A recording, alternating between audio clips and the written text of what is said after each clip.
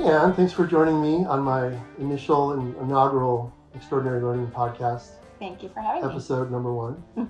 I'm here with Ann Grennan. Ann has a business that's in the learning sector. You want to tell us a little bit about what you do? So I'm a singing teacher and I have a private studio in my home. And I work with all ages. The youngest I have is 6 years old. The oldest is in her 60s. All genders. And I teach classical, musical theater, a little bit of pop, and jazz styles. And I have around 30 students right now. So, wow. Yeah. Okay. And how long have you been doing this model of your teaching? Right. So the private I've really been doing for maybe about 15 to 20 years. Prior to that, I was doing more performance, stage performances and concerts, and so I wasn't as heavy into the teaching. But I taught at a conservatory for a while, and I taught at a school down in Los Alamitos for a little while. So the school situation wasn't a great fit for me because you've got this classroom of 20, 30 kids, and you're trying to navigate. Thank you. You're welcome. Trying to navigate all the discipline issues and things that come with attention span, and so one-on-one I love. It's just a great fit for me. So are all your lessons one-on-one at this time? They are, yeah. I have some siblings who come but kind of wait in the other room, and once in a while I'll bring them in just to play with play with a brother or give them some feedback, that kind of thing. So on the one-on-one thing, I'm intrigued because I find that when I work one-on-one, as opposed to even a small group, there's a certain behavior that or a certain dynamic that emerges one-on-one. And in that one-on-one, what I find is I'm able to kind of probe a little deeper in terms of what it is that the student or the learner has that they may or may not know they have, but then I can pull on that thread a little bit and get them to tell me things or tell themselves things, more importantly, that they didn't know they possessed or they didn't understand it was relevant. And you're nodding your head right now, so right. Tell me where that bounces on your side and resonates with your teaching. Right. So we can just dig really deep when it's one-on-one. Because there's the music, right? There's the music, which is its own thing, which is kind of the lesson structure or the focal point. But then there's the individual person, right? The singer, if you will. Right. So many things get fall into the category of a singing lesson. It's about the lyrics. It's about the poem that's been chosen. It's about me introducing something to them that they're all it's all new for all of them. They haven't been exposed to any of these kinds of songs before, so it's exciting when they're excited about the song. And just depending on the age, with the younger ones, obviously I don't dig deep into the poetry. We do fun stuff, we do light stuff, we do things that make them dance. And I brought out my little drum the other day for my 8-year-old, and so he was playing the drum while I was singing, and just it's all about really just let's just keep doing some songs and having fun. But for the older ones, even in adolescence, the digging in is fascinating because they enlighten me to things that I hadn't thought about. And so by making connections? Yes, by connecting to the lyric. And that to me is equally as important as good singing. I mean, once somebody opens their mouth and starts to sing, we can all determine whether we like the sound. Beyond that, if they're not doing anything up there, if they're not connecting to the lyric, they're not actually giving us, a reason to keep listening, then we tune out. So one of my favorite examples that came up for me this morning when I was thinking about this, I had a student who was singing a song called "Why Do They Shut Me Out of Heaven?" And it's a well-known song. It's by Aaron Copland, and the second line is, "Did I sing too loud?" So we spent weeks digging into this thing, and she was a fabulous singer. And I just kept asking her more questions. I kept saying, well, but how does it make you feel? How do you feel that you're being shut out of heaven? It's kind of a huge thing. You're up there, you're waiting, and it's like, no, sorry, too loud. And she dug deeper and deeper, and she sang it for her mom and I, and we both just sat there sobbing. Okay, so what I was hoping I would hear, and I think what I did hear, now I'm going to check in with you, is that because so she walked in the door, she was already a good singer, right? Technically or practically, she had the qualities of a good singer. Yes. The connection to the song and the meaning, as she understood it, interpreted it, became a richer connection for her. So the resonance or the song delivery or the song, she gave the song something that wasn't there, right, in the traditional sense of singing. Right. So she was celebrating, or there was an emotional sense to it. Is that? Absolutely. And it just varies, as I'm sure it does for you. It varies from individual to individual. I mean, most of these kids, they haven't had a lot of life experience. Hopefully, they haven't had a lot of ups and downs, and so to connect to something that's very mature, it has to be at their own level where they are in life. And where she is with that song now. In 10 years, it'll be a completely different feeling. That's the beauty of music. Well, it's like going back and rereading a book that yes, you read. Mm-hmm. Yes, you're evolving. You're in a different place in life. And so, so the one-on-one, the pulling the thread, first of all, there's sometimes parents are in on the lessons, which is fine, but there's that ability for them to be vulnerable with me and to show a side of themselves that maybe they'd be afraid to show in front of a classroom or even their friends. And so that's the other benefit of that one-on-one of the teaching. one-on-one, right?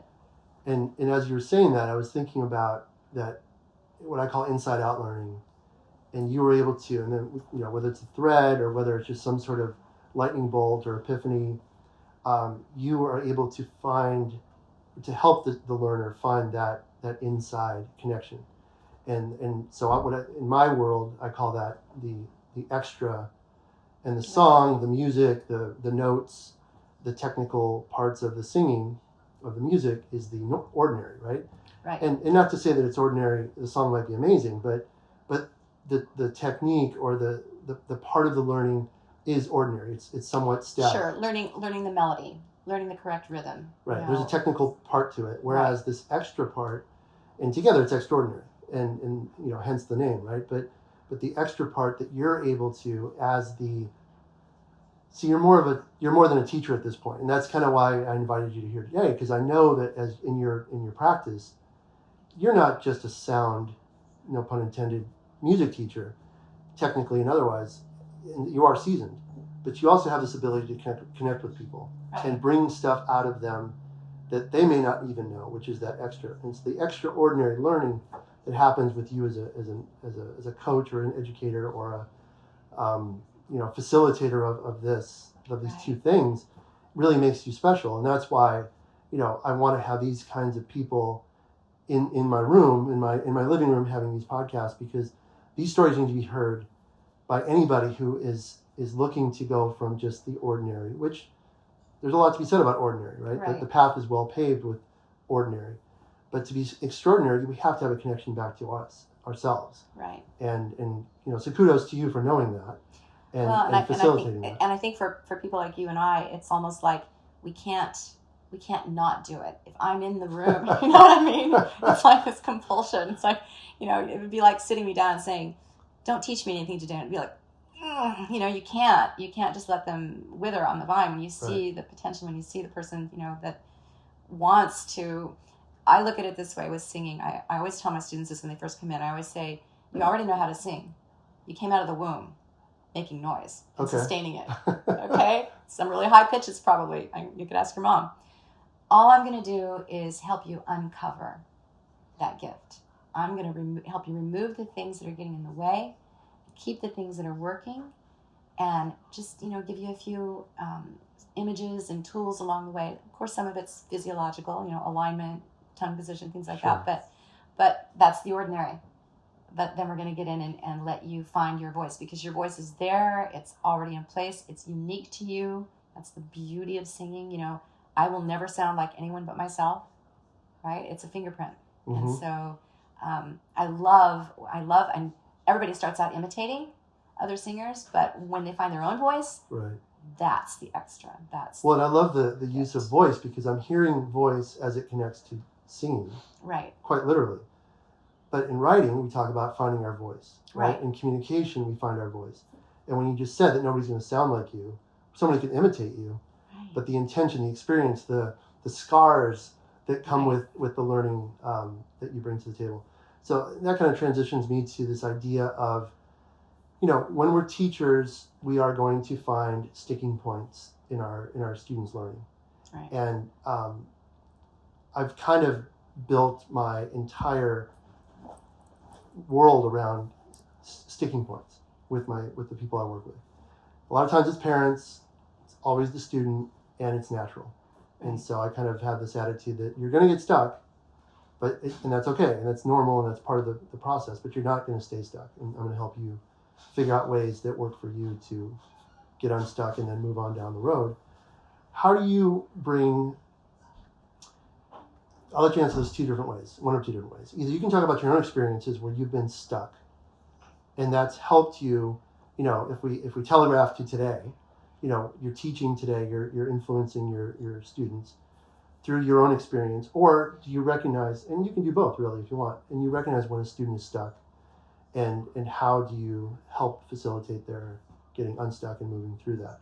But I think now that I've asked both questions out loud, I'm going to ask about your sticking point. Like what are some of the things that you recognize in your own development as a professional that, and it doesn't have to be in the professional world, but you got stuck. Right. And then how did you go about getting unstuck? Because you're clearly unstuck today. Right. Yeah. And may get stuck again. Yeah. Well, no, you will. We all do. Yeah. I'm ready for that. In about 10 minutes. Right. So I'm going to just reference, I think, the most recent unstuck and stuck point, because, you can go all the way back to wherever, right? Right. College days, childhood days. But so last year I had this big recital, and I had all these seniors who were graduating, and basically my studio size was, had shrunk. Okay.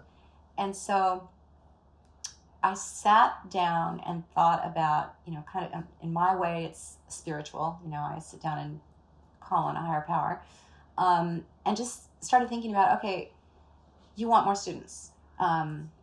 So why do you want more students? Is this about making money? Because if that's what it's about, then that's probably not the loftiest goal here. So what is it about? What is it about you that wants to teach more students? And what can you do personally to be a better teacher? Why are you worthy of these students? Why should they come to you? And that all came from a place of need. Right. Yeah. Kids are graduating. There's a shift in the thing you're doing. Yeah. And you're at a crossroads. Completely. And open to, walking away from it if I had to, and doing something completely different. And completely open to that. Just saying, okay, if this is not going to happen, then I know I need to shift gears. And that's when, oh my gosh, things just started exploding around me, and all these different outside of you or inside of you? Outside and inside. So, great question. Outside was, just a series of circumstances that all just kind of came together at once, like colleagues retiring, saying, hey, I've got some students, coming from all over the place, continually. It's still happening. And inside, it was like, okay, you want to teach younger kids. All right. So I started just educating myself. We can always be educating ourselves. It never stops, which is what I love about life. So I found this woman online. I bought her book. I talked with her about it, about, teaching younger kids, attended some webinars, just started getting out there and finding new little spots. I watched something on resonance and singing last week, just realizing that I can always refresh my own skills and use them right away in the studio. So I bought a bunch of fun little toys, pinwheels, and things for the younger kids to work with, and it's expanded their love for what they're doing too. So it was a win-win. Right, because so what I'm hearing is, because you picked up these new students, the financial question got answered. Right. And which wasn't the essential question, but it was one of the questions that you were trying to work to answer. And there's a practicality to it, of course. We have to make money to survive and live. But you also found kind of these deeper questions around, what is my intention here? And when you started to find what your intention was, all of a sudden this kind of reciprocal energy. Yes, yes, yeah. It's amazing. It's, you know, if our intention is aligned with our skill set, you know, I've never thought of it this way, but if they're aligned, like the person who should be doing what they're doing, then, you know, things should start kind of flowing and coming together. Yeah, that's a monstrous concept, and you're not wrong. But I'll offer this based on this particular setting. You talked about worth, and I think that skill set you talked about and the intention that goes with that. You recognize your worth, you recognize the skill sets and tools you possess, and how you want to put those, you know, into the world, and all of a sudden the doors started opening up, which is really cool. Yeah. I'm going to juxtapose that, I think, by talking about one of your students being stuck in your presence. And can you think of a place recently, or even just like absolutely burned in your brain? There's so many, but there is a recent one that, you know, I've had this student for a while, and she's now a junior in high school, and I've watched her go from being, she's always been kind of a goofy, you know, not particularly polished girl, just, you know, just kind of, but fun-loving, sweet. But I've watched her gradually start to kind of pull in a little bit. And as she's getting taller, she's taller than a lot of her peers. And a lot of times I find with young girls, there's a point in their lives, it seems to happen maybe around middle school or shortly thereafter, where they start really doubting themselves. Their confidence level starts to kind of drop a little bit. They're comparing themselves to other, you know, friends on so many levels, social media, you know, whatever the case may be. Boys, on the other hand, I see them start to just kind of puff up and get a little more proud of themselves as they get into that part of life. So it's really been interesting to see. But with this young lady, I was looking at her from behind. I was watching her back. She was singing a song, and her whole back, her upper back, was so bowed over. She was just crouching in, and I've always talked to her about posture, you know, so come on, open this up. And for practical reasons, as well as, you know, physical, you know, appearance, right. But for singing as well. So I went up behind her, and I just spent some time, like, just, you know, massaging the center of her back and just saying, okay, let's get it a little straighter. Pull it up. Let's get into our full height. And it changed the way she was singing, of course, but it also reminded me to, and I've done this a couple of times in the last few weeks with students, keep affirming her. So I do little affirmations with them where I say, okay, let's check yourself out in the mirror here. I am confident. I am beautiful. I am a really good singer. Some of them can't say any of those things. Some of them can say one of them, but not all of them. But you're giving them permission to say those things? Giving them permission to say it and to look at themselves when they're saying it. And then, you know, I hope that, you know, some part of my caring for them and my wanting them to believe that will stick. Because, you know, we all have people in our lives who have said something to us. I can remember an instance in junior high where an English teacher said something kind to me when I was walking by him, and I've never forgotten it. It was a time in my life when I needed to hear something positive. Right. So I just feel like that. So that hopefully will stick with her in her singing and in her, you know, her daily life or walk. Well, even if it doesn't, the fact that you were able to help her move out of that place in that moment, right, and get her to a place where she could perform at a optimal level, or a better place. Absolutely. And yeah, maybe she'll start to connect your tutelage, your guidance with this notion of how she felt. But those things are real. Those things are they're very strong when we're doubting ourselves, when we're comparing ourselves. And I think adolescence is a place where that happens. Right. And I think it happens for boys and girls. I think it shows differently. Probably so. Yeah. But I think, you know, to your point about feedback, and you gave a great example of biofeedback, right? Where you gave her the touch points on her spine or back, where she could then recognize, okay, I need to see move. the difference. Right. Yeah, feel the difference. And that's a really strong place. But you're pulling from all these different areas of I don't know if it's expertise or if it's just experience, which becomes expertise, of course, but you're able to affect the outcome by giving the input, the feedback and the input to the student. But she also gave you a lot, right? And you have a trained eye for when people are stuck, right? And what this might, it's an attitude thing, or is it a me thing? Is it, and it can be overwhelming as a teacher to filter through all those questions. But what you reminded me of in all of this is, I often ask, when I'm having conversations with somebody, what's more important, asking good questions or having the right answer? And everybody migrates initially to the right answer, right? Which I think goes back to school and how we're conditioned in school, because the right answers mean good test scores or whatever and good grades. But I think what you've just illustrated, and I totally agree, is that good questions are essential.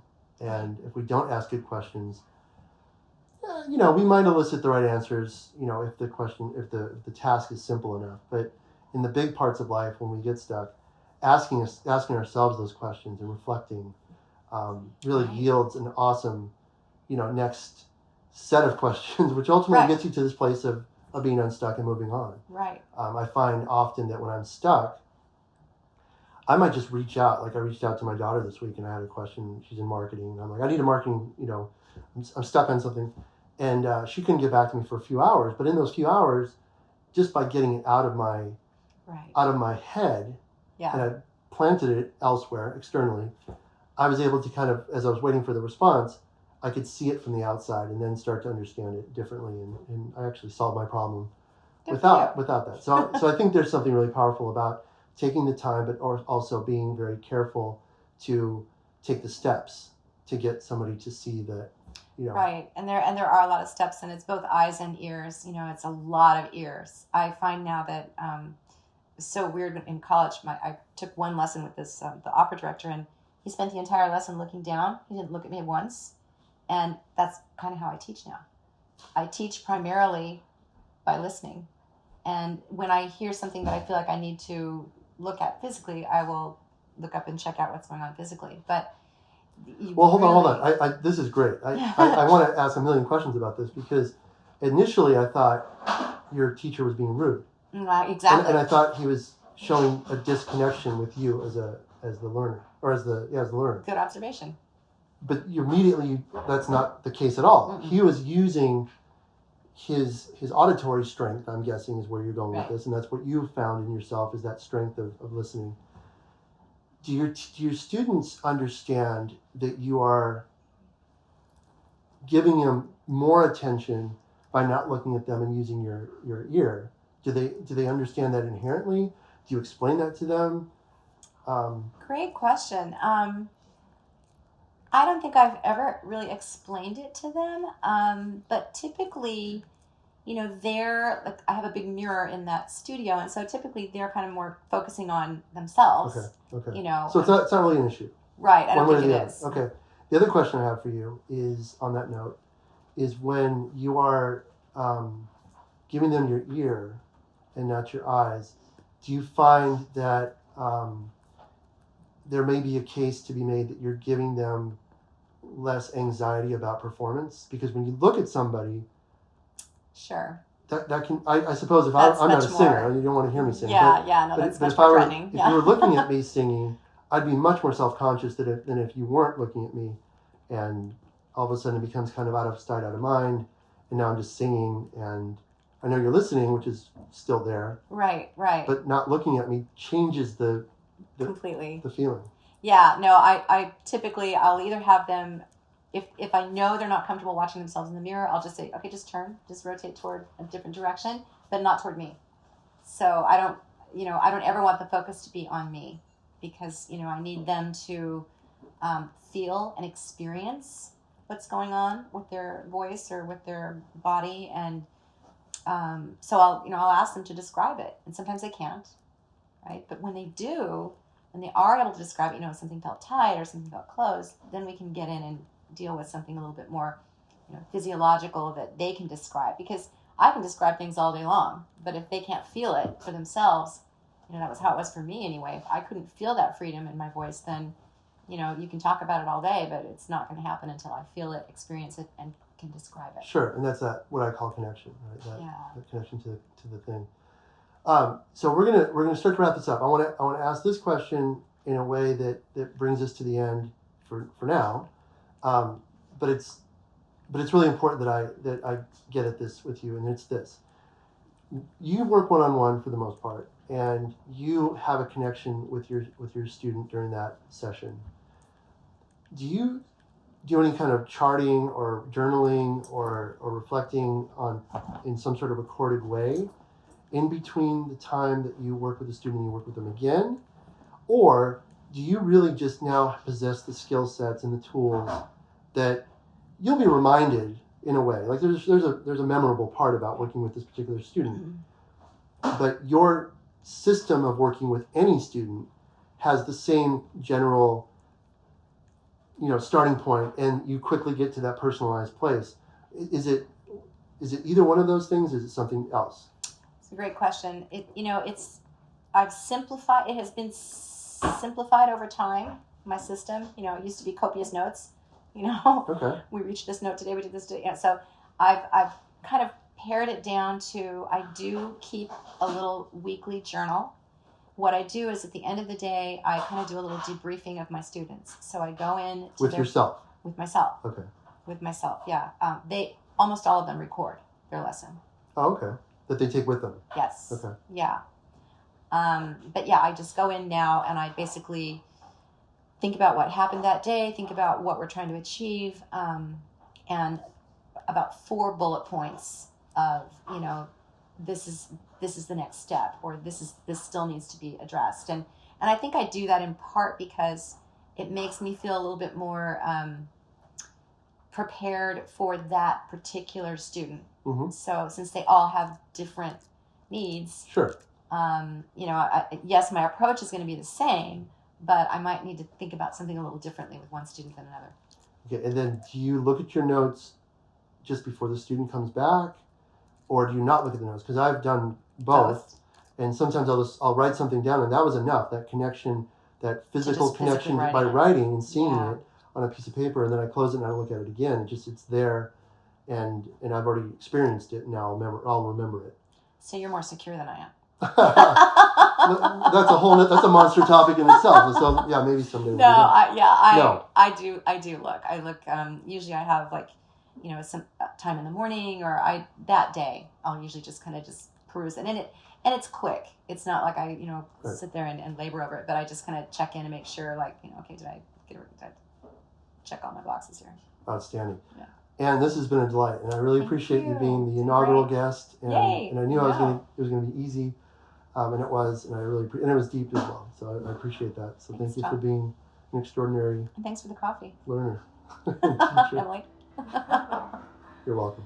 Awesome. Thanks. Okay. Yay! And that's a wrap up of episode number 1.